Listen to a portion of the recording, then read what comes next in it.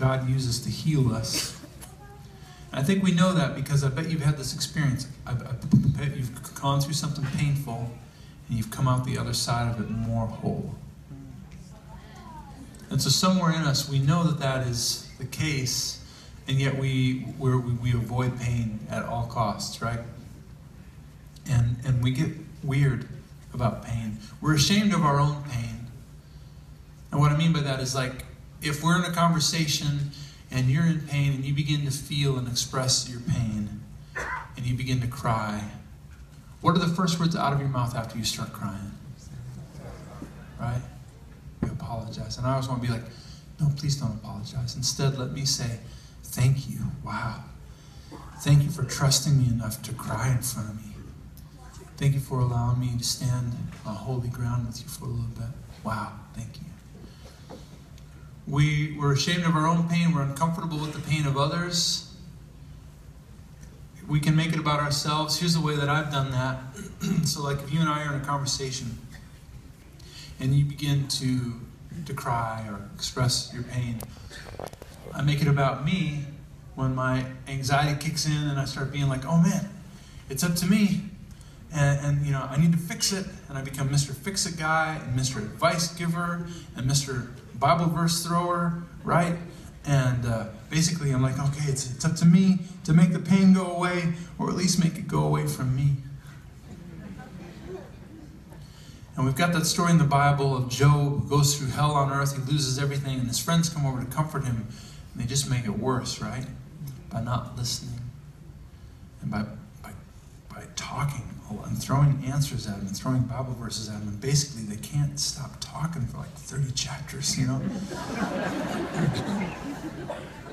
And how many of you have ever had that experience when you open up about your pain, you feel like people start just throwing advice at you? Anyone ever had that experience? How many of you have ever been the advice thrower? Yeah, me too. I'm getting better about it though. It's because I reckon, you know what we do when we're doing that? We don't realize we're doing it, but we're rejecting the other person's pain. We don't realize, but what we're saying is, whoa, I'm sorry you're in pain. But I kind of prefer you when you aren't in pain. So here's an answer. Don't be in pain anymore. And it's just not helpful. Because grief is a part of the healing process, right? And if we don't grieve properly, we don't heal properly. And the thing is, it's tough for us to grieve. We have a hard time grieving. I think as human beings we have a hard time, but I think as Christians sometimes we have even a hard time grieving, because somewhere along the way we got it in our mind that there's something unspiritual about grief or about being sad. And so we don't know how to feel our feelings. We judge our feelings all the time, right? We don't feel our feelings. We judge them. We're in grief and we'll say things like this. I know I should be grateful. I know I shouldn't feel that way. I know I should count my blessings. I know God is good all the time, God is good. And all these things that we say, that even if there's some truth in them, it's just not helpful. And we can lie with the truth sometimes, right? Do we realize that we can say untruthful things, and even though the facts are true, you know? And I just want to say this in the brief time I have with you, because I hope it helps, is that I think that God gave you feelings to feel them, not to judge them. And I think that mental and emotional and spiritual health looks like this, that we feel our feelings. We don't judge our feelings, but we feel our feelings, and then we give it to God, right? That's called authenticity. The Bible doesn't say don't be angry. It says be angry, but don't sin. Feel your feelings and give it to God, right? And I think to the degree that we can do that, we're healthy and we're on a course of healing, you know. But we need help. We need help with that, because we need people in our lives who help us navigate that and help us feel like we can do that, you know. And what I mean by all of that is that if you have a friend who's in pain, instead of bringing an answer, sometimes it's better to bring a casserole.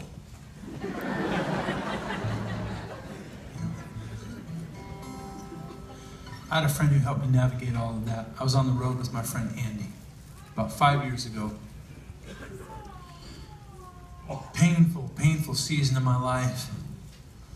And I was hanging out with him in the back lounge of the bus. I just kind of opened up to him about all of it. And then I braced myself, waiting for him to start giving me advice, you know. And he didn't do that. What he did instead became one of the most healing moments of my life. He stood up, he said, all right, here's what we're going to do, Jason. I want you to stand up with me, and I'm going to hug you, and I'm going to hold you, and you have to let me for 2 minutes. And I was just like, oh, okay. You know, I felt kind of dumb. I mean, I'm all about male bonding, okay? I've seen Band of Brothers and Shawshank Redemption and The Lord of the Rings, okay? So I get it. But 2 minutes felt like a long time to hug another dude in the back lounge with two of us all by ourselves.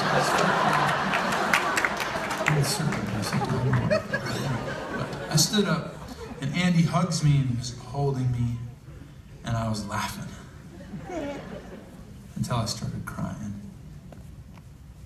And then I started ugly crying. And then I just kind of lost all my strength and just kind of slumped and hung there, held up in the arms of my friend, who didn't say a word, but what he was saying was so clear, right? He was saying, you are loved, you're not alone, and it's going to be okay. He didn't use any words, and that was exactly the way I needed to hear it. There's a verse in Proverbs that says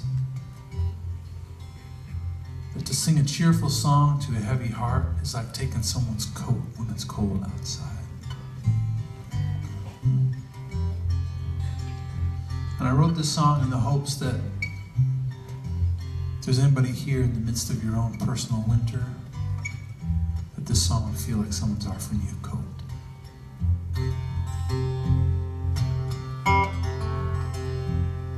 You can see the smoke from a mile away. Trouble always draws a crowd. They want to tell me that it'll be okay. That's not what I need right now. Not while my house is burning down. I know someday, I know somehow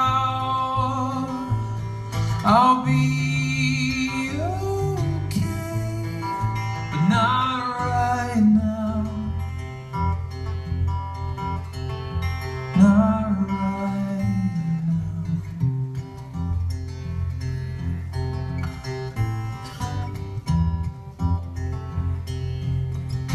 Tell me if the hope that you know is true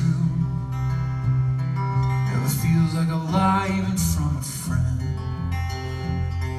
When their words are salt in an open wound, and they just can't seem to understand that you haven't even stopped bleeding yet. I know someday, I know somehow I'll be okay, but not right now. Not right now. Don't tell me when I'm grieving that this happened for a reason. Maybe one day we'll talk about the dreams that had to die for the new ones to come alive. But not right now.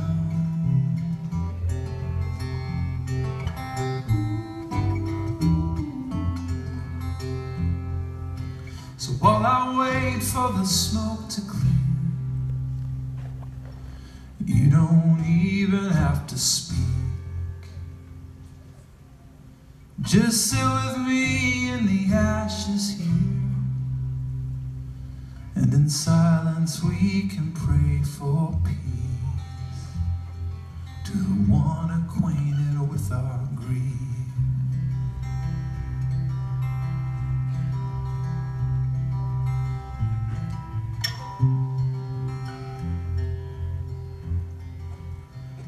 We do not mourn as those who have no hope, right? And no weapon fashioned against you will prosper. Right? No weapon fashioned against you will prosper.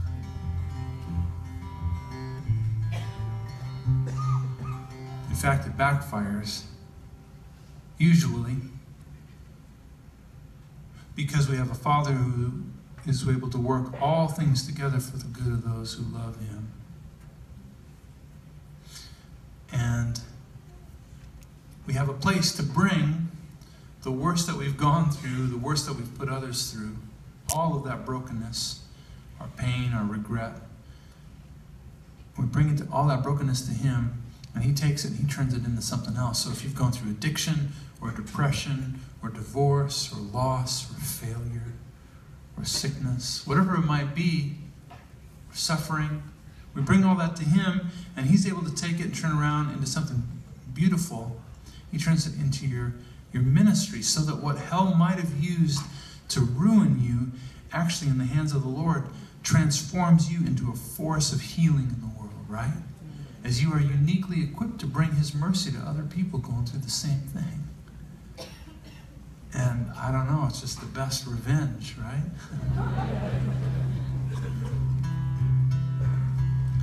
So I wrote a brand new song about that. It's called "The Wound is Where the Light Gets In." I'm going to ask you to sing along with me on the chorus, if that's all right. I'll teach two.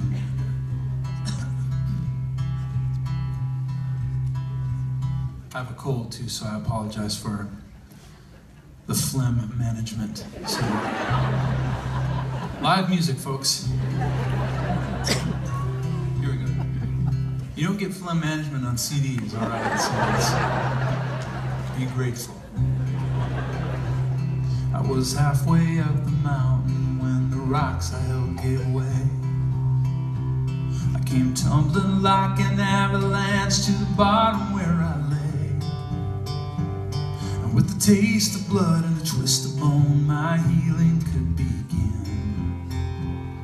'Cause the wound is where the light, the wound is where the light, the wound is where the light gets in. Sing it with me just like that. Here we go. Ready?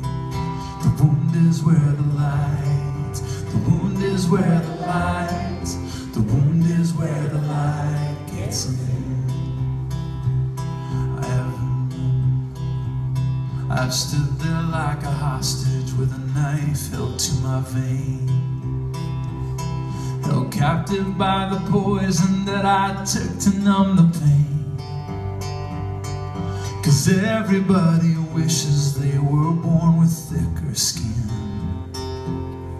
But the wound is where the light, the wound is where the light, the wound is where the light gets in. It's tricky how the heart works when the breakups and the big jerks